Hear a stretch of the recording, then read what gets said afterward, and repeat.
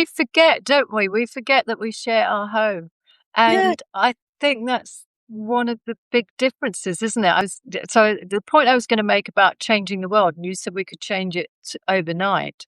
There's a really good book that I read recently by İlse Telemukin, who's a Turkish writer, about belonging and about finding our place in the world. But she also wrote another book, which I haven't read yet, which is called How to Lose a Country. It's like 10 Steps to Fascism, which seems, because that's her whole thing about belonging, because she's a refugee. But she said, don't feel superior to me because you're equally homeless.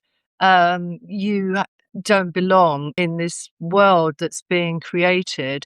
You belong in a much more ancient world in which there is reciprocal relationship. And I thought that was really telling. And one of the things that came out of this, and I hold to as well, because you know a lot about indigenous cultures, is she says, and I quote it, something like, humans are incapable of functioning and living together without a good story to blend them, to bind them together and keep a certain set of values. Yeah, the story we have at the moment is one of progress and continual growth and exploitation at any cost to anyone. And I was thinking about indigenous cultures that were around for thousands of years before we had this agriculture and industrial complex that we have. And I believe, and I have no evidence on it, but just from what I've read, is that their binding story was the sacredness of everything.